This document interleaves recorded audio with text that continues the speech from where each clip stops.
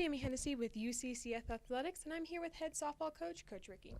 So, Coach, this week you had a pod series, and you won 3 out of the 4 games.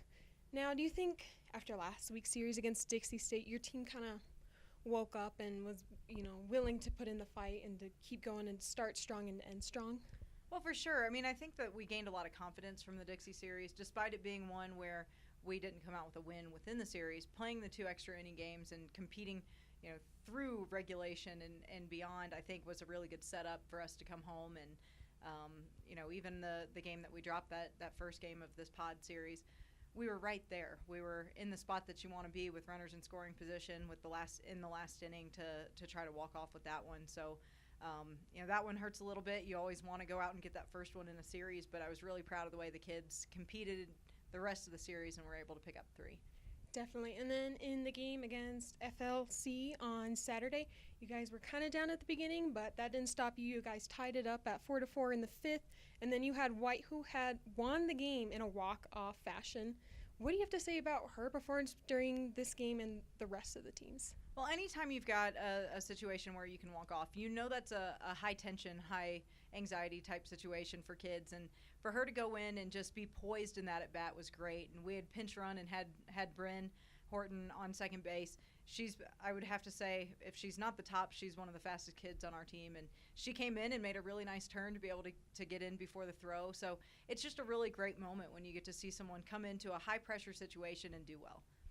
Definitely. And then on Sunday's game, you guys just went above and beyond, won both those games. You had Melissa Martinek with 3 home runs and a couple others with home runs, and your defense was also on point as well.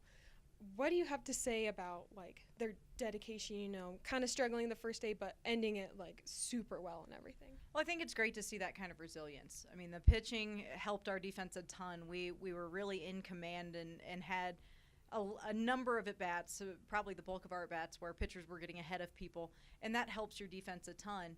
And so to see them be able to bring our hitting back to what we've been seeing early in the season was really great. But I think the best thing about this team is that even to now, we've sort of hit that midway point of the conference series. I'm still not sure we've played our best softball. We've had times where the defense is really great, but hitters have struggled a little, or the hitters are putting up a ton of runs, but we've hurt ourselves on defense, or pitchers have just not felt comfortable. I think it's going to be really exciting if we can get all three parts of the game working together at the same time.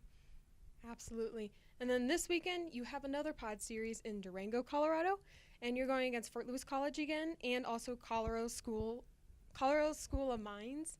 And do you guys kind of have a different approach toward Colorado School of Mines compared to Fort Lewis College? Well, I think the thing with Fort Lewis is just not letting our guard down. We've seen them. We know what they can do. But they've also competed with us through the bulk of the game. So, I mean, it comes down to sticking with the process of what's made us successful against Fort Lewis. And then Mines is a little bit of a question mark.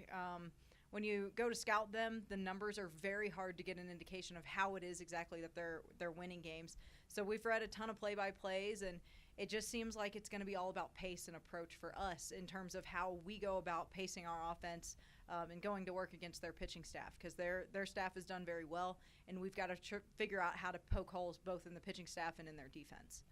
Definitely. Well, good luck, Coach, at Durango. Thank you. And go Mountain Lions.